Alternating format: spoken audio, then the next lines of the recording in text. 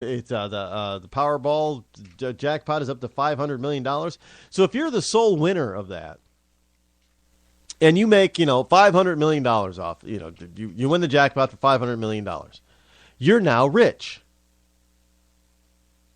But even if, by liberal standards, the government were to come in and tax you $500 million for your $500 million, you're still rich, because no matter what, you've got the label. It was, you earned the label, or it was given to you. So that's the way you're always going to be, even if you lose everything or have everything taken from you. You're still rich.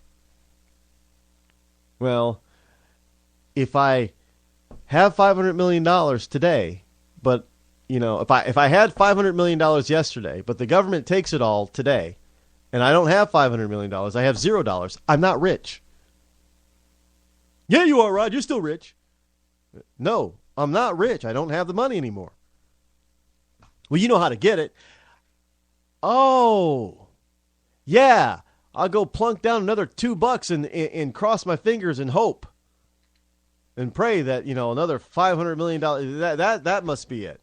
Or are you talking about the person who made themselves rich? They go out and start another business and hire people. Oh, that's what you must mean. Well, okay. I guess that's what they mean then. They're actually producing something. That's a rich person. So even if most rich people, if they were to lose everything today, tomorrow they get it all back, because they know how. They say the hardest $1,000 to make is that first $1,000. The hardest $1 million to earn is the first $1 million. After that, it all becomes easy. If you want to become a multimillionaire, you just do what you did to earn $1 million over and over again. It's pretty simple. That's all it takes. We have everybody over here. Well, not everybody, but we got. It seems like liberals. Obama and his liberal ilk. They all talk about cutting defense spending. It seems to be the only thing on the table for liberals that's open for discussion to cut. Well, while we're cutting and talking about cutting even more on our defense, China is upping the ante.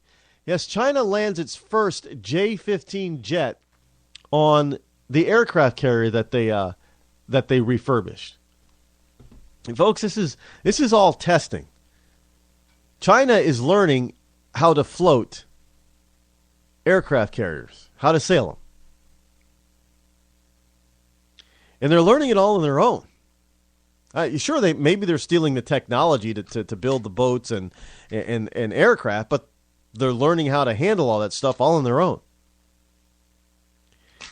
So China has successfully landed a jet fighter on its new aircraft carrier.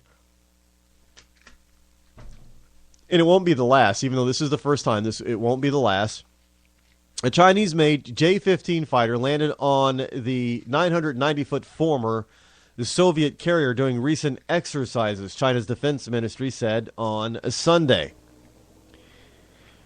The Liaoning, China's first aircraft carrier, entered into service in September. Now, China says the vessel has had extensive sea trials and will increase its capacity to defend state interest. Analysts say the aircraft carrier will allow Beijing to help project its military might in territorial disputes. Now, China's state TV showed a hook on the rear of the J-15, catching hold of a cable on the deck of the vessel to slow the plane to a halt during the drill. Now, China has not previously announced that its Navy possessed such highly technical landing technology. Well, why would they have an aircraft carrier if they didn't have the means to use it? And why would they be building, as far as we know, as many as three brand new ones, ground up? So in the next 5 years, China is going to be floating, 4, maybe more aircraft carriers. And they'll probably all be loaded with jet aircraft, which is the whole reason of having an aircraft carrier. I know, it just kind of, it's stupid. I know. Here's a story for you from the Huff and Puff Post. Huffington Post, religion sector. Now, I got to tell you, I'm. You're going to be surprised who I side with here, but you shouldn't be surprised because I am a big believer of individual rights and individual freedom. Now, granted, this story, which is true, takes place in Toronto, Canada, not the United States, but be that as it may, human rights still exist, even in Canada. And here's the strange thing. In a case of competing rights, a Toronto woman has lodged a complaint against a barber who refused to cut her hair because he's a Muslim and she is not a relative of his. Back in June, Faith McGregor requested a man's style haircut at the Terminal Barber Shop in downtown Toronto.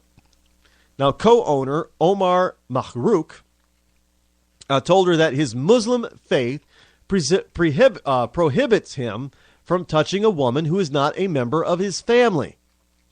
All the other barbers in the shop said the same thing. Now, here's the interesting thing. This is what McGregor said.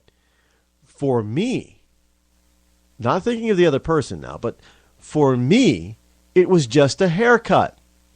And started out being about me being a woman.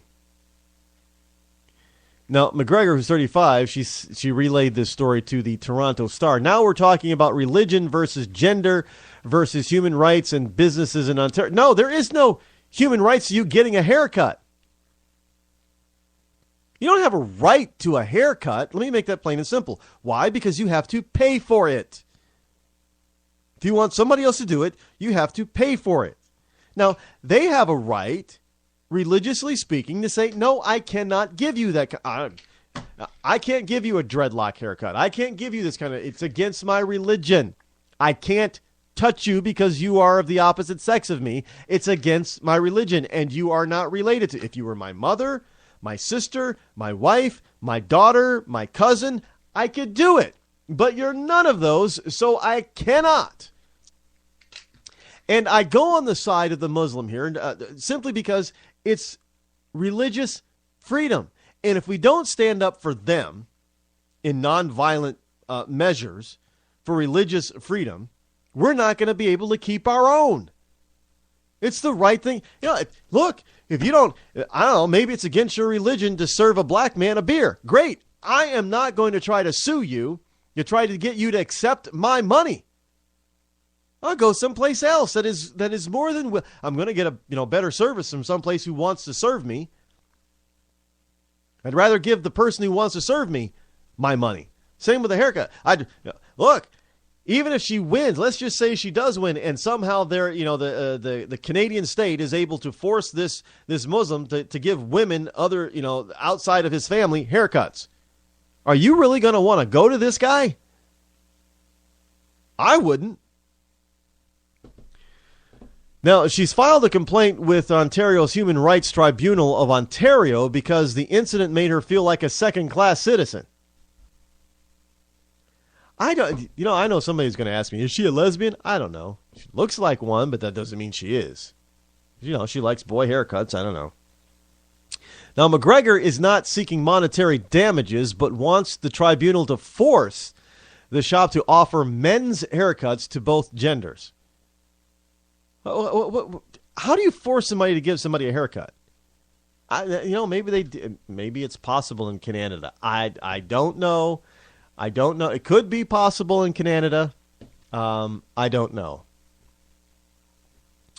Here's something from BBC News. Gas tanker Ob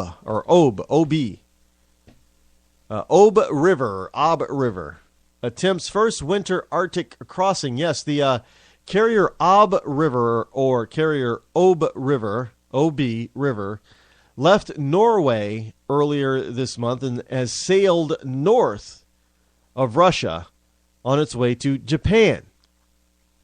The specially equipped tanker is due to arrive in early December and will shave 20 days off the journey. Now, the owners say that changing climate conditions and a volatile gas market make the Arctic transit profitable. But in 2007, with a strengthened, built in 2007 with a strengthened hull, the Ob River can carry up to 150,000 cubic meters of gas. The tanker was loaded with liquefied natural gas, LNG, at Hammerfest in the north of Norway on November 7th and set sail across the Barents Sea. It has been accompanied by a Russian nuclear-powered icebreaker for much of its voyage. Nuclear-powered icebreaker. I didn't know they had nuclear-powered icebreakers. Well, they can have nuclear-powered subs and aircraft carriers and other types of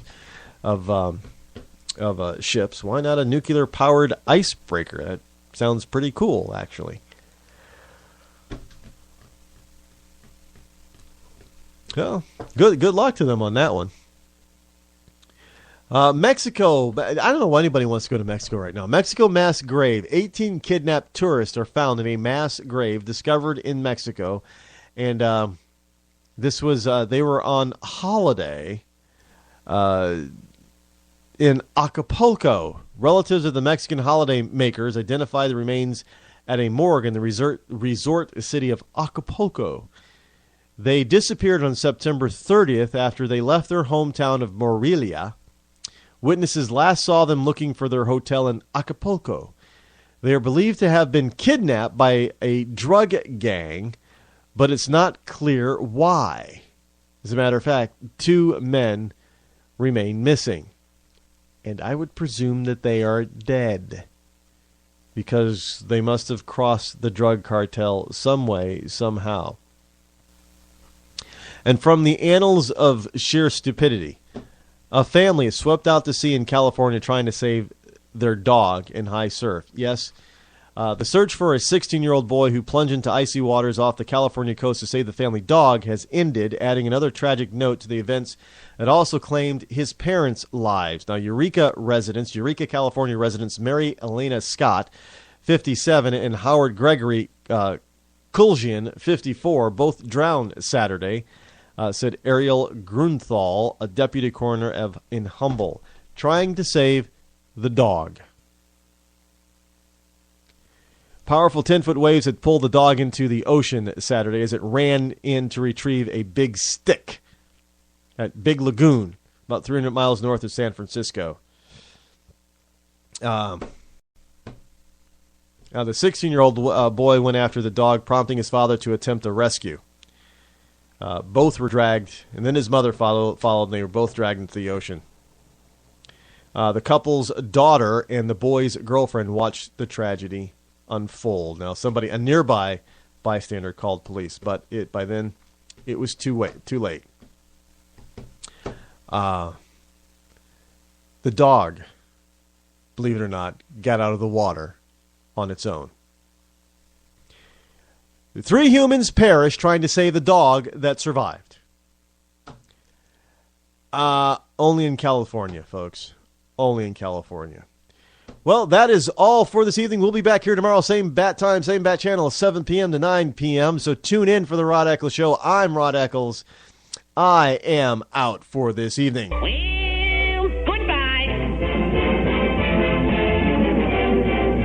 And don't think it hasn't been a little slice of heaven. Because it hasn't.